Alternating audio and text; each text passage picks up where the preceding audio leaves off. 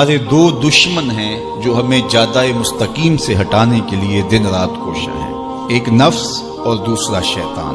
نفس اور شیطان دونوں دشمن ہمیں راہ حق سے ہٹانے کے لیے دن رات جد و جہد میں ہیں اور ہمارے خلاف مساعی جد و جہد اور محنت کر رہے ہیں۔ ان میں جو نفس ہے وہ بڑا دشمن ہے یا شیطان بڑا دشمن ہے؟ عمومی طور پہ تو یہ کہا جاتا ہے کہ شیطان نے ہمیں ورغلا دیا، لیکن شیطان جب خود ورغلایا گیا، شیطان جب شیطان بنا تو اس وقت کوئی دوسرا شیطان تو نہیں تھا جس نے شیطان کو ورغلایا، وہ نفس تھا جو شیطان کو بھی شیطان بنا۔ نفس نے اندر سے سر اٹھا کے کہا تھا نا، انا خیر منہ، میں بہتر ہوں، اور باقاعدہ دلیل کھڑی کر لی اس کے نفس نے، خلقتنی من نار وخلقتہ من طین، مجھے تو نے آگ سے پیدا کیا ہے، اسے تو نے مٹی سے پیدا کیا۔ مٹی افضل نہیں ہوتی، مفضول ہوتی ہے، اور آگ اٹھتی ہے اوپر کو جاتی ہے، یہ افضل ہے، لہٰذا افضل مفضول کو سجدہ کیسے کرے؟ میں سجدہ نہیں کروں گا۔ باقاعدہ اس کے نفس نے ایک دلیل تراشی۔ اللہ اگر چاہتا اس کی دلیل کے بخی اور دھیڑ کے رکھ دیتا، لیکن اللہ تعالیٰ نے اس کی دلیل کا جواب دینے کی بجائے کہا جا میرے دربار سے نکل جا۔ اس نے کہا مالک مجھے مہلت دے دے، کہا جا قیامت تک تجھے مہلت۔ اللہ اکبر۔ تو اب شیطان کو شیطان بنانے والا نفس ہے جس نے اندر سے کھڑے ہو کے کہا انا خیر منہ، میں بہتر ہوں۔ اس میں نے شیطان کا بیڑا غرق کر، انانیت اسے کہتے ہیں، انا خیر منہ، اس سے انانیت ہے، میں بہتر ہوں۔ ایک بزرگ تھے، انہوں نے ساری زندگی اپنی زبان پہ لفظ میں نہیں آنے دیا۔ وہ فرماتے تھے یہ وہ لفظ ہے جس نے شیطان کا بیڑا غرق۔ تو وہ اس مفہوم کو ادا بھی کرنا چاہتے تو بألفاظ دیگر کر۔ کسی نے سنا کہ فلاں شخص ہے، اس کی زبان پہ کبھی میں کا لفظ نہیں آیا، تو اس نے کہا لو اس کی زبان پہ یہ لفظ کیوں نہیں آیا؟ میں جاتا ہوں اور ان کی زبان پہ یہ لفظ آئے ہی آئے۔ ہر شخص کی اپنی ترجیحات ہوتی ہے۔ ایک مہم پہ نکلا کہ ان کی زبان پہ لفظ میں لے کر آنا گیا۔ حضرت بیٹھے تھے، حضرت ایک مسئلہ پوچھنے آیا، بیٹا پوچھئے۔ ہاں شیطان کو کس چیز نے برباد کیا تھا؟ حضرت اب تو بولیں گے نا کہ میں نے اس کا بیڑا غرق کیا تھا، تو کہوں گا جیسے بھی زبان پہ لفظ تو آئی گیا۔ اور شیخ بھی بڑے سمجھدار تھے، سمجھ گئے اس کی نیت کے کھوٹ کو کہ یہ کیوں آیا ہے اور یہ مسئلہ کیوں پوچھ رہا۔ ہر مسئلہ تفہیم کے لیے نہیں پوچھا جاتا، اس کے مقاصد اور بھی ہوتے ہیں، اور اہل اللہ کو اللہ نے وہ بصیرت دی ہوتی ہے جو سائل کے انداز سے سمجھتے ہیں کہ اس کے مقاصد۔ تو کہا حضرت پوچھنے آیا ہوں کہ شیطان کو کس چیز نے برباد کیا؟ حضرت فرمانے لگے نماز کا ٹائم ہو گیا، ابھی جماعت کھڑی ہونے والی ہے، نماز کے بعد اس پہ بات کر۔ خیر نماز ہوئی، سلام پھرا تو حضرت خود فرمانے لگے کسی نے پوچھا تھا کہ شیطان کو کس چیز نے برباد کیا؟ جواب دینا چاہ رہا ہوں، کس نے پوچھا تھا؟ جھٹ کھڑا ہو گیا میں نے۔ کہا بس اسی نے اس کا بیڑا غرق کر دیا۔ تو انانیت میں جو ہے یہ شیطان کو شیطان بنانے والی، نفس جس نے اندر سے سر اٹھایا اور کہا انا خیر منہ، میں بہتر ہوں، تو یہ شیطان کو شیطان بنانے والا نفس ہے۔ تو نفس شیطان سے بھی بڑا دشمن۔ اب ہمارے ساتھ دو بڑے دشمن لگے ہوئے، ایک شیطان اور دوسرا نفس، اور دونوں ہمارے باطن کو اجاڑنے کے لیے، ہمارے من کو بے چراغ کرنے کے لیے، ہمارے اندر کی روشنیاں بجھانے کے لیے دن رات کوشش۔ ایک تنہا ناتواں اکیلی جاں، دو دشمنوں کے نرغے میں، اور دونوں دشمن بڑے تگڑے اور بہت طاقتور، اور ہر وقت ہمارے اوپر حملہ آور۔ الشیطان جاسم علی قلب ابن آدم فاذا ذکر اللہ خنس واذا غفل وسوس۔ حضرت نبی رحمت صلی اللہ علیہ وآلہ وسلم نے ارشاد فرمایا شیطان اولاد آدم کے دل پہ قبضہ جماتا ہے، اور جب بندہ غافل ہوتا ہے تو یہ وسوسے ڈالتا ہے، اور جب بندہ اللہ کا ذکر کرتا ہے تو یہ بھاگ جاتا ہے۔ تو شیطان وسوسہ اندازی کرتا ہے، باطن کو اجاڑتا ہے، من کو لوٹتا ہے۔ نفس اور شیطان دو بڑے دشمن تھے جو ہمیں جادہ مستقیم سے بہکانے کے لیے دن رات کوشاں تھے۔ اب اللہ کا کرم دیکھیے، اذا دخل رمضان سلسلت الشیاطین، جب ماہ سیام جلوہ فراز ہوتا ہے تو شیاطین جکڑ دیے جاتے ہیں۔ جو ہی ماہ سیام شروع ہوتا ہے، چاند طلوع ہوتا ہے تو شیاطین جکڑ دیے جاتے ہیں، پورا مہینہ وہ آزاد نہیں رہتے، جکڑ دیے جاتے۔ سلسلت الشیاطین، یہ جو مسجدوں کے دروازے کھل گئے، جہاں 1.5 صف ہوتی تھی وہاں 5 صف تراویحوں میں ہیں، تو یہ شیطان کے بند جانے کی وجہ سے۔ لیکن مہنگائی کا طوفان ہے، بد نگاہی ہے، بد تہذیبی ہے، جھوٹ ہے، دیگر امور بد بھی جاری ہیں، یہ نفس کے موجود ہونے کی۔ نیکی کا ماحول پیدا ہوا یہ شیطان کے بند جانے کی وجہ، لیکن ہماری برائیاں بدستور موجود ہیں یہ نفس کے موجود ہونے کی وجہ سے۔ اب ہمارے لیے آسانی یہ ہو گئی کہ دو دشمن تھے جن کا ہمارے سے مقابلہ تھا، ایک نفس اور دوسرا شیطان۔ ہمارے لیے یہ سہولت ہو گئی کہ ہمارا ایک دشمن باندھ دیا گیا۔ اب دشمن ایک ہے جس سے ہم نے ماہ صیام میں، اور وہ دشمن کون سا ہے؟ نفس۔ اب نفس کا مقابلہ اتنا آسان بھی نہیں، یہ بہت ڈاڈا دشمن ہے، اندر کا دشمن ہے، گھر کا بھیدی ہے۔ باج فقیراں کسے نہیں ماریا، باہو ظالم چور اندر داہو۔ یہ بڑا سخت اور بڑا شدید قسم کا دشمن ہے۔ یہ اس کی چالیں بہت باریک، شیطان کی چالیں بھی بڑی باریک ہیں اور نفس کی چالیں اس سے بھی زیادہ باریک۔ اب کیسے مقابلہ کریں گے؟ شیطان بھی ہماری متاع عمل کو لوٹنا چاہتا ہے، حتیٰ کہ ہمارے ایمان کو برباد کرنے پر تلا ہوا ہے، اور نفس بھی چالیں چل رہا ہے، اور ہم اپنی زندگی لاؤبالی میں گزارتے چلے جا رہے ہیں۔ ہمیں پتہ ہی نہیں کہ ہم موت کے کتنا قریب ہو رہے ہیں، اور شیطان ہمارے اوپر، نفس ہمارے اوپر حملہ آور ہے، اور یہ چاہتے ہیں ٹھیک ہے یہ چلتا رہے، یہ رسمی زندگی گزارتا رہے، کوئی بات نہیں، اس کے اندر کو ہم لوٹ لیں، اور یہ دونوں دن رات لگے ہوئے۔ ماہ صیام آیا تو ہمارا ایک دشمن بند گیا، ہمیں تھوڑی سی سہولت مل گئی۔ اب ایک ہی دشمن باقی ہے جس سے مقابلہ کرنا باقی ہے، اور وہ ہے نفس۔ اب نفس سے مقابلہ کیسے ہوگا؟ تو کسی ایکسپرٹ سے پوچھیں کہ جناب نفس ہے، ہم کمزور ہیں، شیطان دشمن ہمارا بندہ ہوا ہے، 2 محاذ کھلے تھے تنہا جان کے لیے، ایک محاذ بند ہو گیا، اب ایک ہی محاذ ہے، مقابلہ کرنا ہے تو کیسے کرنا؟ اللہ اکبر۔ تو ہم اقبال کی بارگاہ میں عرض کیا کہ آپ بتائیے۔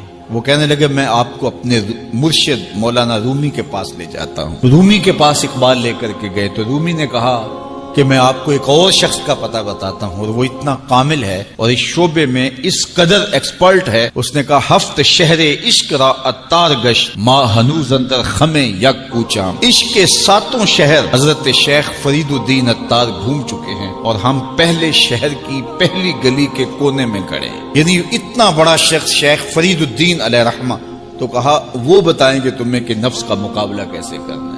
رومی کہتے ہیں کہ وہ میرے بھی استاد ہیں، رومی کہتے ہیں کہ وہ میرے بھی ہادی و مرشد ہیں۔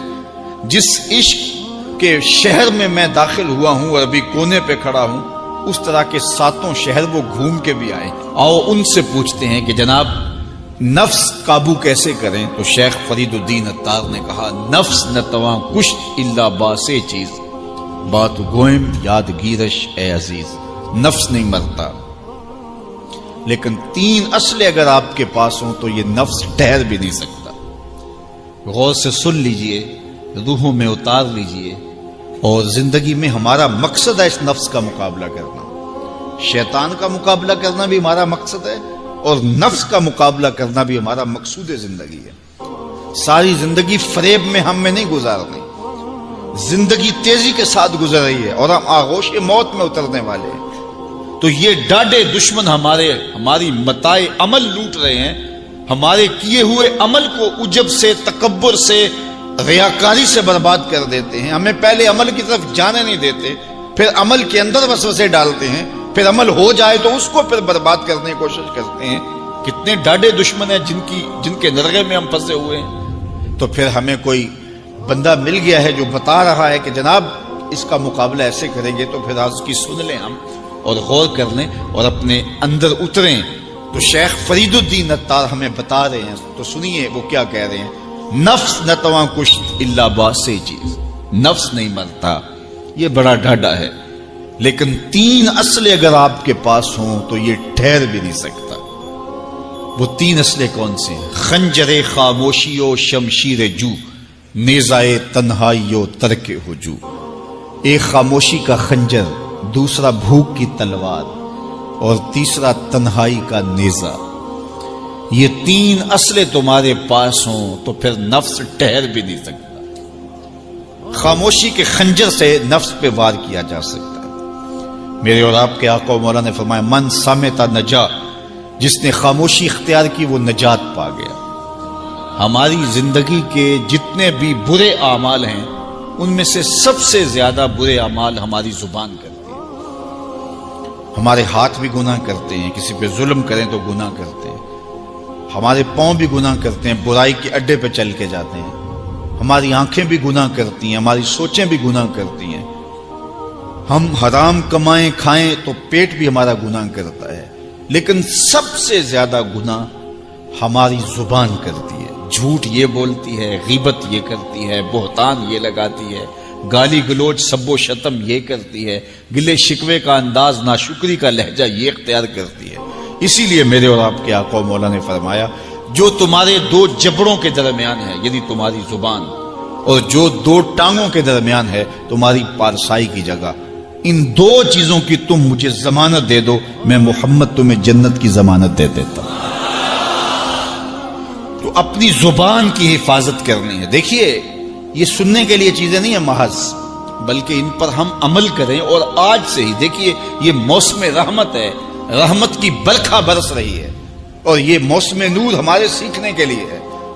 تو ہم اپنے نفس کو کیسے قابو کریں گے؟ دو دشمن تھے، ایک بندھا ہوا ہے، چھوٹ کے کچھ نہیں کر سکے گا اگر نفس کو قابو میں کر لیا، اور اگر ہم نفس کنٹرول نہ کر سکے وہ تو جہنم کی آگ میں اور زنجیروں میں جکڑا ہوا پیچو تاب کھا رہا ہے کہ یہ جو ٹوپیاں پہنے ہوئے مسجدوں میں جاتے ہو نا، میں عید کے دن نپٹ لوں گا تم سے، وہ تو اور نفس کے ساتھ مل کے ہمارا بیڑا غرق کرے گا اور ہمیں اور دور کر دے گا، اور ہماری باطنی اساس اور بنیاد اور کمزور کر دے گا۔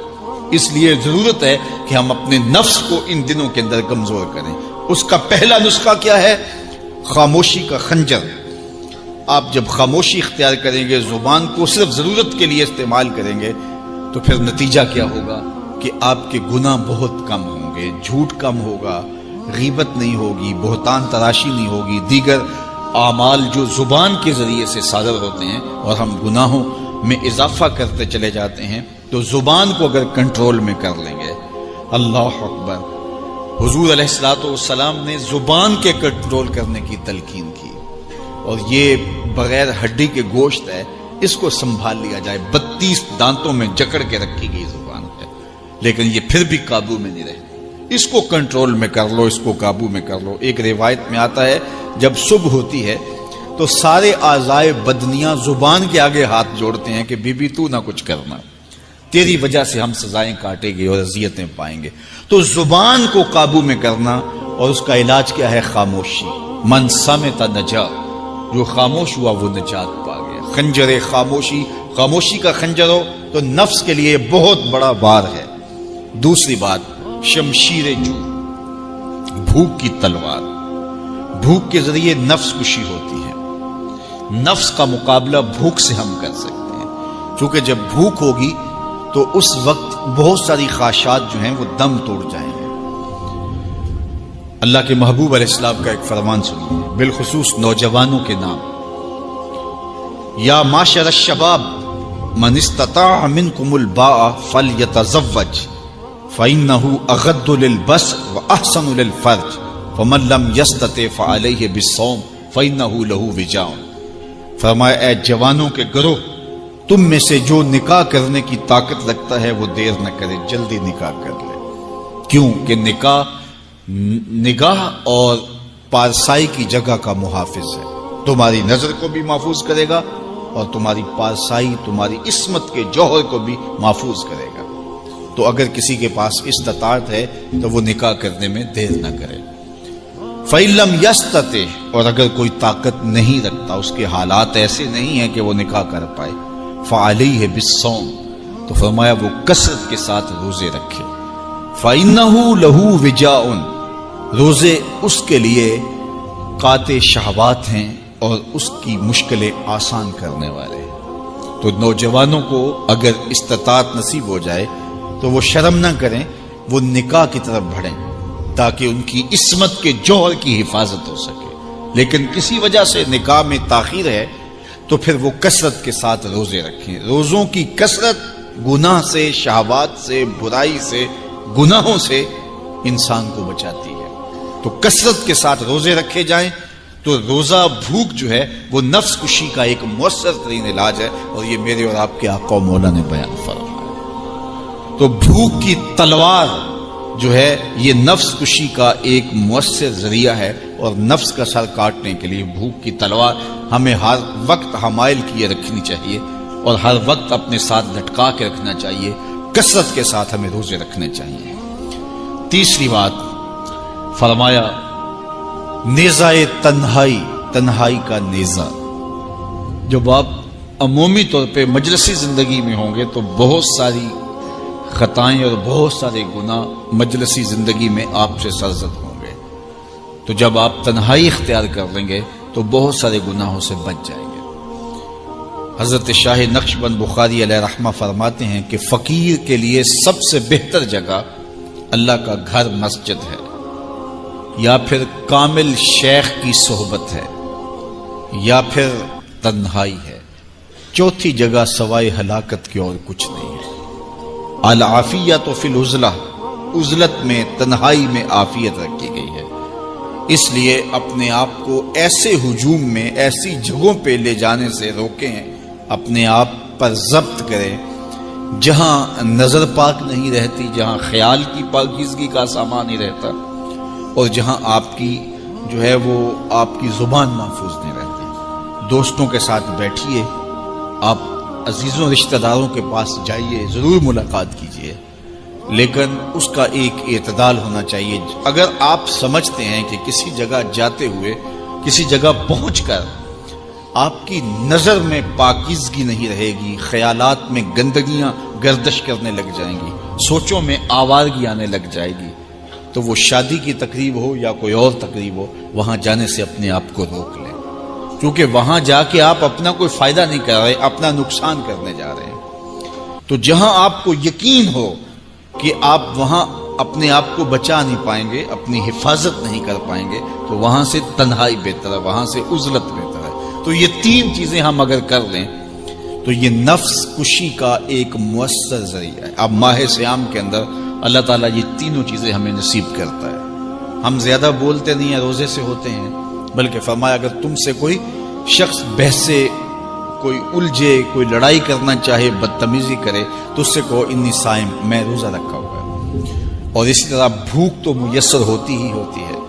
اور تیسری بات کہ عزلت بھی میسر ہو جاتی ہے، اس میں آپ ذکر کے لیے، فکر کے لیے، روزے میں آپ تلاوت کلام مجید کے لیے تنہائی اختیار کرتے ہیں۔ تو گویا روزہ ایک ایسی تربیتی ورکشاپ ہے کہ جس کے ذریعے سے آپ کے نفس کی تہذیب ہو جاتی ہے۔ جب نفس قابو میں آ گیا، نفس کنٹرول میں آ گیا، نفس کو آپ نے کمزور کر لیا، تو شیطان چھٹ کے بھی کچھ نہیں کر سکے گا، کیونکہ شیطان ہمارے اوپر حملہ کرتا ہے نفس کے ذریعے سے۔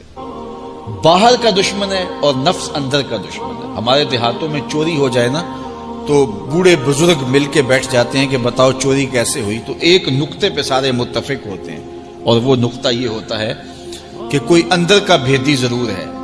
جب تک کوئی اندر کا بندہ نہیں تو باہر سے کوئی آ کے از خود چوری نہیں کر سکتا، تو کوئی اندر کا بندہ ضرور موجود ہے۔ نفس اندر کا بھیدی ہے اور شیطان باہر سے آ کر حملہ آور ہونے والا ہے۔ اس لیے شیطان کو اندر آنے کا موقع نفس دیتا ہے۔ نفس کو ہی کمزور کر لیجئے، وہ آپ کا ساتھی بن جائے، نفس امارہ، نفس مطمئنہ بن جائے، اور وہ نفس جو برائی کا حکم دیتا ہے وہ نفس امارہ کہلاتا ہے، اور جب وہ کثرت ذکر سے، عبادت سے نفس مطمئنہ بن جاتا ہے تو پھر وہ شیطان کے لیے رکاوٹ کا ذریعہ بن جاتا ہے اور آپ کی زندگی محفوظ ہو جاتی ہے۔ اور یہ ہمارا کام ہے، یہ ہمارے کرنے کا وظیفہ ہے۔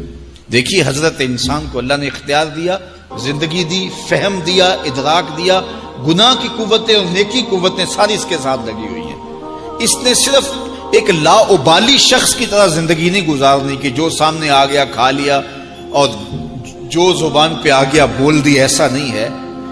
یہ تو انسان ہے، اس کو تو اپنی زندگی کی راہیں خود متعین کرنی ہے کہ میری دنیا آخرت کے لیے نفع بخش کیا چیز ہے اور نقصان دہ کیا چیز ہے۔ انا ہدیناہ السبیل اما شاکرا و اما کفورا، کہ ہم نے اس کو دونوں راہیں دکھا دی، وہدیناہ النجدین، اس کو پتہ ہے یہ اچھائی ہے یہ برائی ہے، اس نے اس سے اجالنا ہے اپنے اندر کو اور اپنے باطن کو سنوارنا ہے۔